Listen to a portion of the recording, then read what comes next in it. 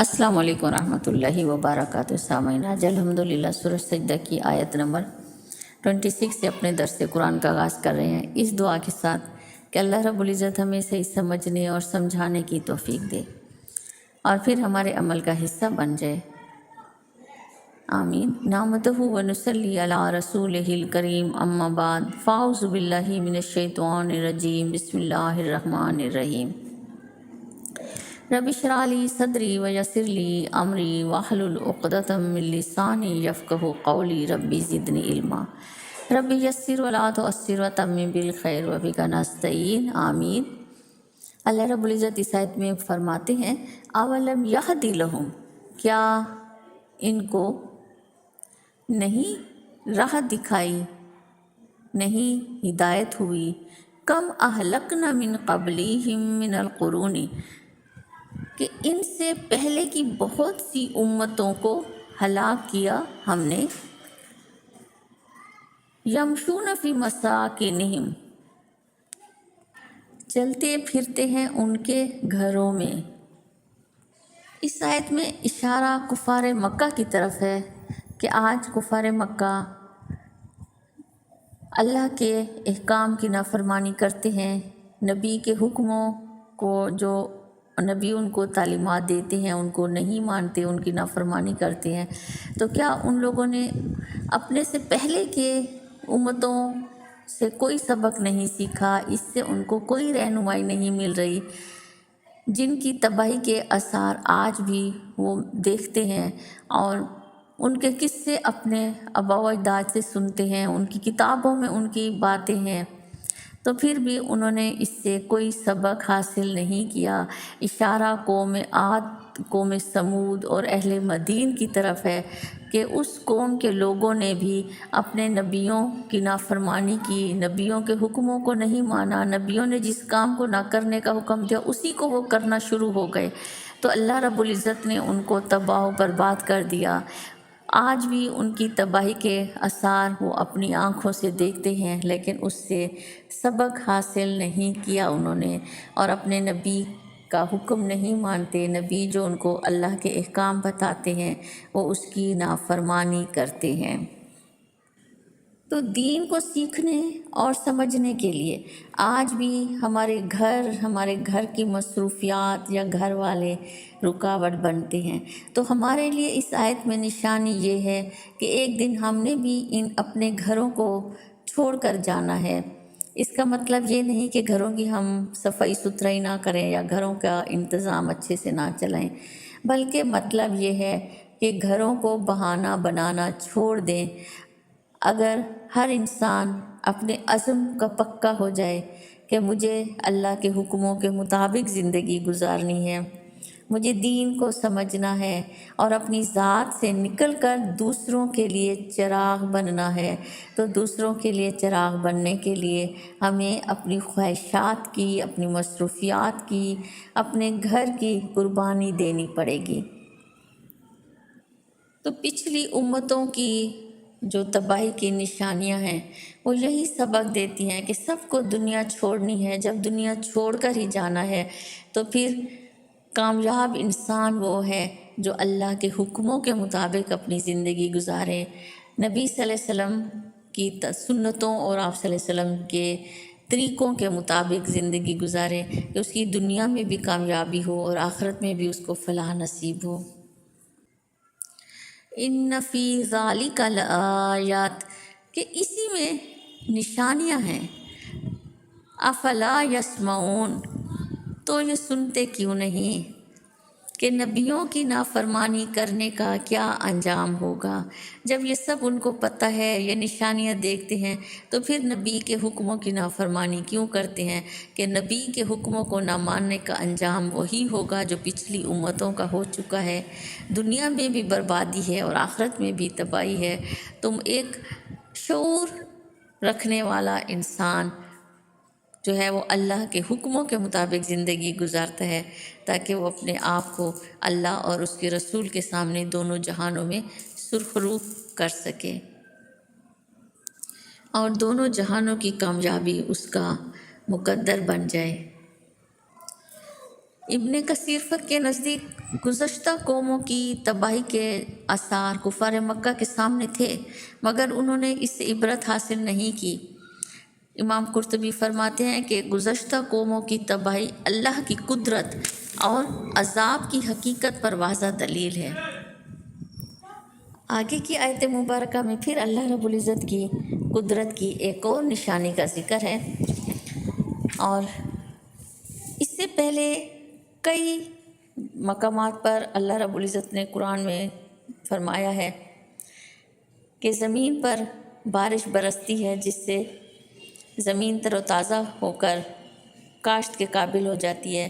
یا اس پر کاشتکاری ہوتی ہے، فصلیں اگتی ہیں، پھل پھول اگتے ہیں۔ مگر اس آیت میں بارش کی بجائے پانی کو زمین پر چلا کر خشک زمین کی طرف لے جانے کا ذکر ہے۔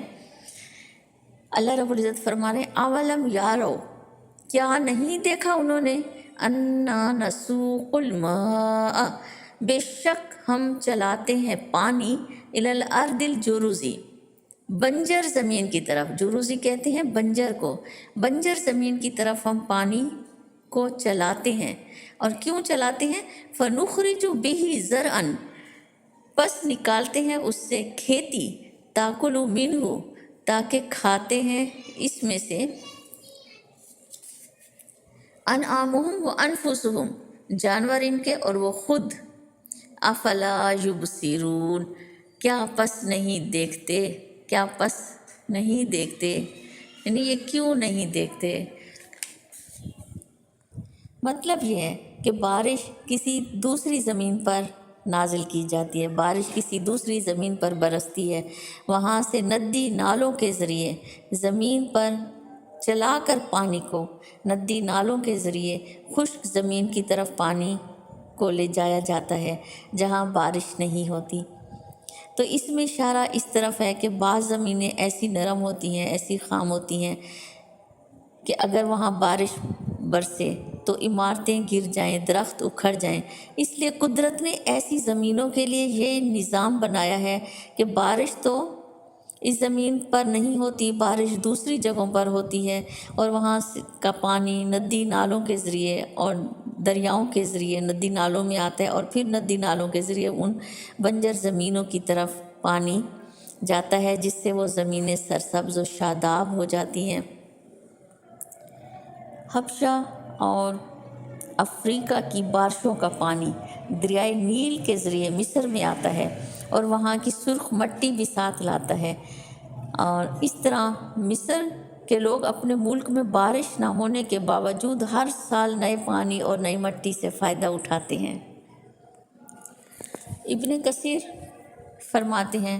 کہ بنجر زمین کا پانی کے ذریعے زندہ ہونا اس بات کی دلیل ہے کہ اللہ رب العزت قیامت کے دن مردوں کو دوبارہ زندہ کرے گا۔ اور امام قرطبی فرماتے ہیں کہ بارش کے ذریعے زمین کو زندہ کرنا قیامت کے وقوع کی نشانی ہے۔ جب زمین بنجر ہو جاتی ہے تو کسان پریشان ہو جاتا ہے کہ اب کیا کرے گا، کاروبار زندگی کیسے چلے گی،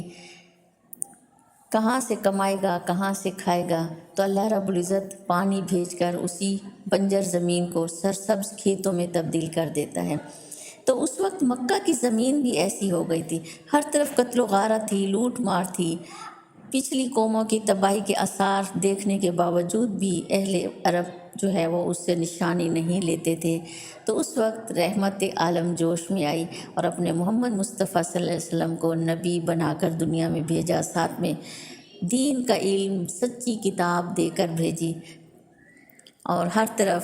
ہدایت کا علم روشن ہو گیا، ہر طرف سے ملنے والی تکلیف اور پریشانیوں کے باوجود نبی صلی اللہ علیہ وسلم اور آپ کے صحابہ جو آپ پر ایمان لے آئے تھے، جنہوں نے توحید کا پرچم بلند کرنے میں آپ کا ساتھ دیا، وہ دل برداشتہ نہیں ہوئے، اور آخرکار دین کا پرچم سر بلند ہوا، اور ہر طرف سے ہدایت کا نور پھیلنا شروع ہو گیا۔ آج بھی اگر دین کے راستے میں کہیں مشکل آ رہی ہے کوئی بھلائی نہیں مل رہی، کوئی سننے والا نہیں ہے یا کوئی عمل کرنے والا نہیں ہے، تو انسانوں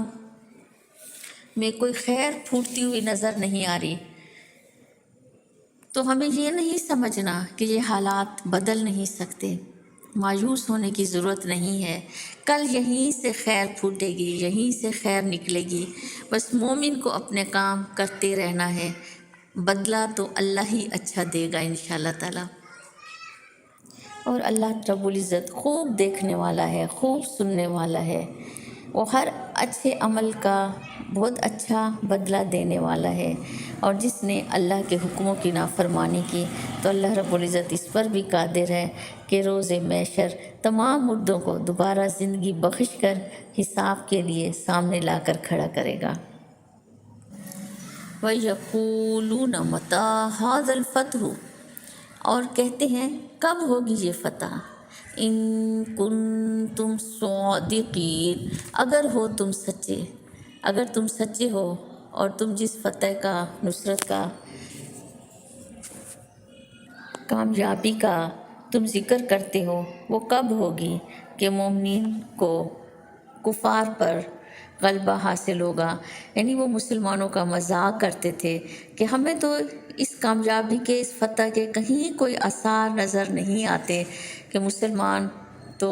چھپتے پھرتے ہیں، مسلمان ڈرے ہوئے ہیں، ہم تو یہی دیکھتے ہیں، ہمیں تو یہی نظر آتے ہیں، تو جس کامیابی کا تم ذکر کرتے ہو وہ کہاں ہے، وہ کب آئے گی؟ تو مومنوں نے، ایمان والوں نے ان کے اس طنز پر بھی صبر کیا کہ دائی حق کو مخالفت کے باوجود صبر اور استقامت اختیار کرنی پڑتی ہے۔ اور یہ آیت جو ہے اللہ کی قدرت اور نبی کریم صلی اللہ علیہ وسلم کے صبر اور استقامت کی تلقین پر مشتمل ہے، اور اس کا جواب اللہ رب العزت نے آگے کی آیت میں دیا ہے، جو اگلی ریکارڈنگ میں انشاءاللہ تعالی آپ سماعت فرمائیں گے۔ وآخر دعوانا ان الحمد للہ رب العالمین، سبحانک اللہم وبحمدک، اشہد ان لا الہ الا انت، استغفرک واتوب الیک۔